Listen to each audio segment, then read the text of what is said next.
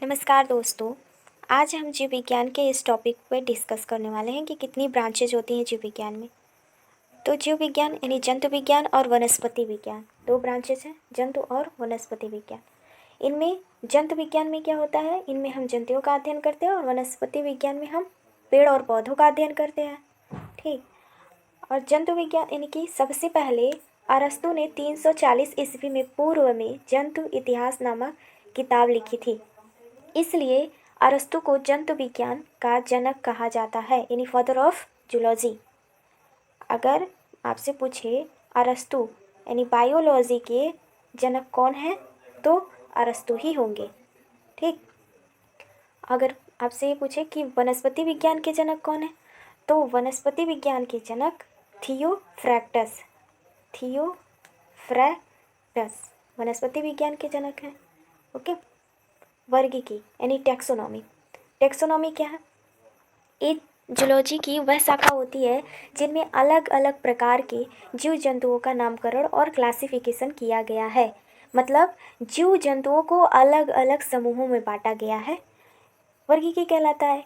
इस जूलॉजी की वह शाखा है जिसमें अलग अलग प्रकार के जीव जंतुओं का नामकरण और क्लासिफिकेशन किया गया है। मतलब जीवों की जंतुओं को अलग अलग समूह में बांटा गया है, तो हम क्या कहते हैं? वर्गीकी कहते हैं, टेक्सोनॉमी कहते हैं।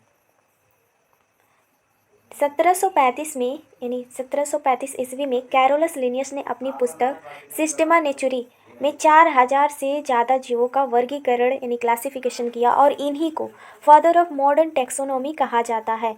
प्राणी दो प्रकार के होते हैं, एक कोशिकीय होते हैं, दूसरे बहुकोशिकीय होते हैं, यानी multicellular animals and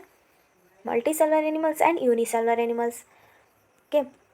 multicellular animals में यानी यूनिसेलुलर एनिमल्स में ये वो जीव होते हैं जो एक कोशिका के बने होते हैं, और सभी एक कोशिकीय प्राणियों को एक संघ यानी समूह यानी प्रोटोजोआ में रखा गया है।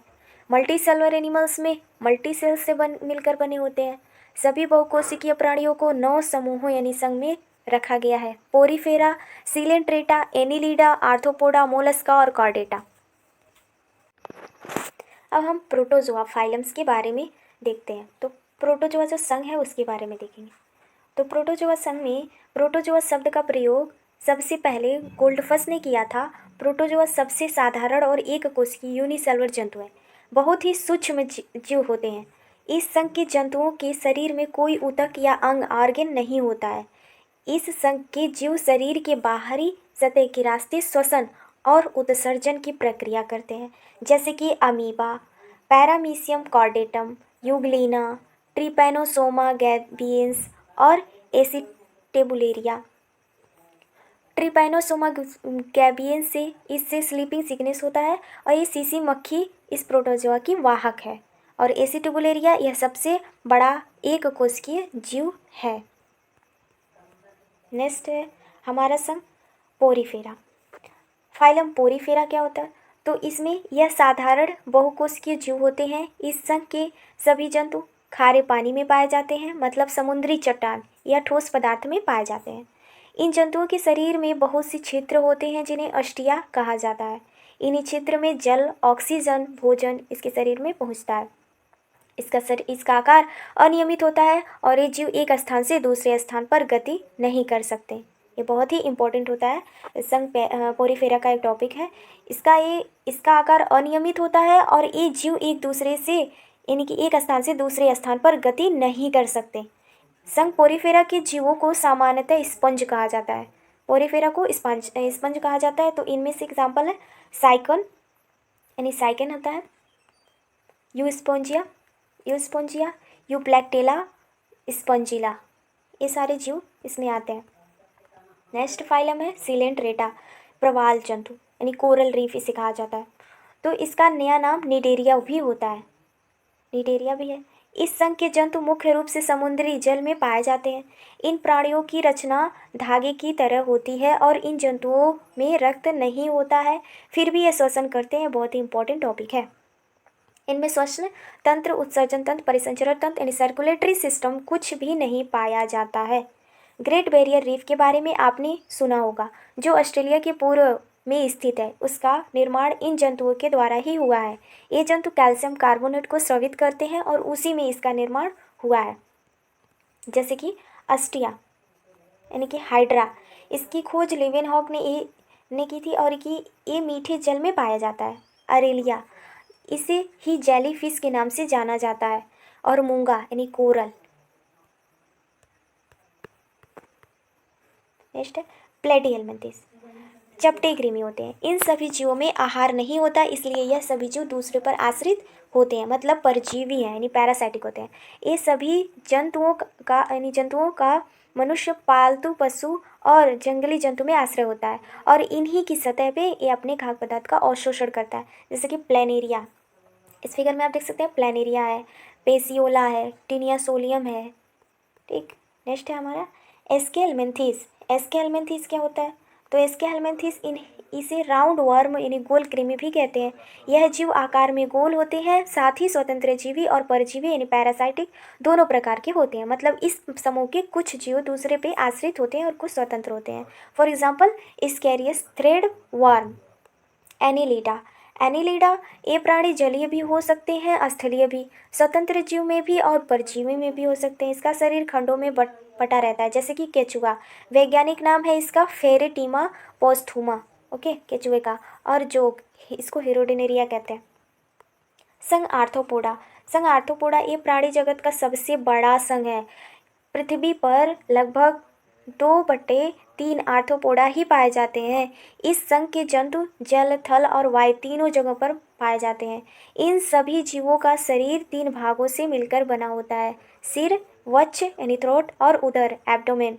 इसी आर्थ्रोपोड संघ में कीट वर्ग यानी इंसेक्ट भी शामिल होते हैं, जैसे बिच्छू, मकड़ियाँ, झींगा, केकड़ा, मक्खी यानी मधुमक्खी, कॉकरोच। कीटों में 3 जोड़ी टांगें होती हैं, कुल 6। मकड़ियाँ कीट वर्ग में नहीं आती क्योंकि मकड़ियों के 8 पैर होते हैं, यानी मकड़ियों के 8 पैर होते हैं, इसलिए वे कीट वर्ग में नहीं आती। और कीट वर्ग के 6 पैर होते हैं। नेक्स्ट फाइलम्स है इकाइनोडर्मेटा। इस संघ के सभी सदस्य समुद्री होते हैं। इन जीवों की त्वचा पर कांटे पाए जाते हैं, जैसे स्टारफिश, समुद्री अर्चिन, इकाइनस, समुद्री खीरा, सी कुकुम्बर और ब्रिटल स्टार। ये सभी जंतु मछलियाँ नहीं हैं। नेक्स्ट फाइलम है मोलस्का। इन जीवों का शरीर मुलायम होने के कारण इन्हें मोलस्का कहा जाता है। इन संघ के मैक्स जीव समुद्री होते हैं, कुछ स्वस्थ जल और स्थल पे भी पाए जाते हैं। इन जीवों में श्वसन गिल्स के द्वारा होता है, जैसे ऑक्टोपस, सीपिया, कटलफिश, सीप, यूनियो और हेलियोड्स और पायला, घोंघा के। नेक्स्ट कॉर्डेटा है आपका, नेक्स्ट जो फाइलम है कॉर्डेटा है। तो यह संघ काफ़ी बड़ा होता है और महत्वपूर्ण संघ है, यानी ये बड़ा है और बहुत ही महत्वपूर्ण है। इसी संघ में कछुआ, सांप, तोता, चीता, मनुष्य, बकरी, घोड़ा, हाथी सब आते हैं। कॉर्डेटा वर्ग को समझने के लिए इसे छोटे छोटे वर्गों में बांटा जाता है, जैसे कि मत्स्य वर्ग यानी क्लास स्पीसीज, उभयचर वर्ग एम्फीबिया, सरीसृप वर्ग रेप्टाइलियन, पक्षी वर्ग एवीज, स्तनधारी यानी ममेलिया। तो मत्स्य वर्ग क्या है? इसके अंतर्गत मछलियाँ आती हैं। मछलियाँ श्वसन की प्रक्रिया गिल्स के द्वारा करती हैं। शार्क में कोई भी हड्डी उपस्थित नहीं होती, इसे डॉग फिश के नाम से जाना जाता है। हिपोकैम्पस, यह एक समुद्री मीन है जिसे आश्मीन या समुद्री घोड़ा कहते हैं। विश्व की सबसे धीमी चलने वाली मछली को आश्मीन कहते हैं। समुद्री घोड़ा एक मछली है, जबकि समुद्री गाय, समुद्री सिंह एक मेमल यानी स्तनपायी हैं। गेबूसिया जो होती है को मस्कीटो फिश भी कहते हैं। इसे तालाबों और कुओं में छोड़ने से मच्छरों पर नियंत्रण किया जाता है। पाषाण मछली, स्टोन फिश, सबसे विषैली मछली होती है। इसके अलावा फ्लाइंग फिश, कॉड, टारपीडो, रोहू, कतला इस वर्ग के जंतु हैं। उभयचर, इस वर्ग के सदस्य जल और स्थल दोनों में पाए जाते हैं, इसलिए इसका नाम एम्फीबिया और उभयचर दिया गया है। इसके शरीर पर शक्ल, स्केल यानी बाल, पंख नहीं होते, इसकी त्वचा काफ़ी चिकनी होती है। इस वर्ग में आने वाले जीव त्वचा से सांस लेते हैं, यानी उभयचर जो होते हैं, जैसे मेढक और हाइला ये होते हैं, ये अपने त्वचा से सांस लेते हैं। सरीसृप यानी रेप्टाइल क्लास के क्या होते हैं? तो रेप्टाइल्स यह सामान्यतः स्थलवासी होते हैं। इस वर्ग के कुछ जंतु जलवासी भी होते हैं। ये जंतु अत्यंत तापी यानी कोल्ड ब्लडेड होते हैं, जैसे कछुआ, घरेलू छिपकली, अजगर, मगरमच्छ, एलिगेटर, टीकरो को उड़ने वाली छिपकली यानी फ्लाइंग लिजर्ड भी कहा जाता है। नेक्स्ट वर्ग है पक्षी वर्ग। इस वर्ग के अंतर्गत हवा में उड़ने के साथ साथ जमीन पर तेजी से चलने वाले पक्षी प्राणी आते हैं। इस वर्ग के जंतु नियततापी यानी वार्म ब्लडेड होते हैं। इनका शरीर 3 भागों में विभाजित होता है, सिर, गर्दन और धड़, जैसे कबूतर, मोर, तोता, आर्ट्रिच, कीवी। कुछ महत्वपूर्ण तथ्य हैं, जैसे कि आर्ट्रिच एक दौड़ने वाला बहुत बड़ा पक्षी है जिसे शुतुरमुर्ग के नाम से जाना जाता है। कीवी भी एक दौड़ने वाला पक्षी है जो न्यूजीलैंड में पाया जाता है। इसका वैज्ञानिक नाम एप्टेरिक्स है। शुतुरमुर्ग पृथ्वी का सबसे बड़ा जीवित पक्षी है, जबकि हमिंगबर्ड गुंजन पक्षी सबसे छोटी है। गुंजन पक्षी एकमात्र ऐसा पक्षी है जो पीछे की ओर उड़ता है। आवावीय यानी शिफ्ट सबसे तेज उड़ने वाला पक्षी है। सभी पक्षियों में सबसे बड़ा शुतुरमुर्ग होता है, जबकि सबसे छोटा हमिंगबर्ड होता है। भारत के राष्ट्रीय पक्षी मोर का वैज्ञानिक नाम पावो क्रिस्टेटस है। पावो क्रिस्टेटस मोर का वैज्ञानिक नाम है। स्तनधारी वर्ग यानी ममलिया। इस वर्ग के सभी प्राणी अधिक विकसित एवं समतापी होते हैं। स्तनधारी वर्ग को 3 वर्गों में बांटा गया है। एक होता है आपका प्रोटोथीरिया, मेटाथीरिया और यूरीथीरिया। प्रोटोथीरिया या स्तनधारी अंडे देने वाले होते हैं, जैसे एकिडिना मोनोट्रीमा। और मेटाथीरिया यह जंतु ना तो अंडे देते हैं और ना ही पूर्व विकसित बच्चों को जन्म देते हैं, मतलब यह अपरिक्त बच्चों को जन्म देते हैं, जैसे कंगारू। और यूथीरिया क्या होती है, तो यह सभी जंतु पूर्व विकसित बच्चों को जन्म देते हैं, जैसे चूहा, खरगोश, कुत्ता, बाघ, लोमड़ी, ब्लू व्हेल, भारतीय हाथी, मनुष्य, चमगादड़, डॉल्फिन, कपी, समुद्री गाय, समुद्री सिंह। ब्लू व्हेल सबसे बड़ा स्तनधारी प्राणी है और ये स्रेव स्मॉल माउस सबसे छोटा स्तनधारी प्राणी है। कुछ इंपॉर्टेंट पॉइंट्स हैं, जैसे कि पक्षी वर्ग और स्तनधारी दोनों वर्ग समतापी यानी वार्म ब्लडेड वाले जंतु होते हैं, मतलब जिनका शरीर का तापमान वातावरण के ताप में प्रभावित नहीं होता है। व्हेल में सबसे विशालतम दांत वाले व्हेल यानी स्पर्म व्हेल है। और डॉल्फिन यह एक जलीय जंतु है जो मेमिलिया में आता है। बहुत ही बुद्धिमान जीव है। गंगा नदी में पाई जाने वाली डॉल्फिन को राष्ट्रीय जलीय जीव घोषित किया गया है। बंदर के 2 वर्ग होते हैं। बंदर के कितने वर्ग होते हैं, तो 2 वर्ग होते हैं, कपी वर्ग एप और वानर वर्ग लंगूर। हीन कपी छोटे आकार के होते हैं, एक कपी आते हैं गिबन। और महाकपी यानी बड़े आकार के मानवनुमा कपी होते हैं। चिम्पैंजी गोरिल्ला इसे कहा जाता है। बबून में यह विश्व का सबसे बड़ा बंदर होता है। Thank you friends my watching videos and like, subscribe and share. Thank you very much.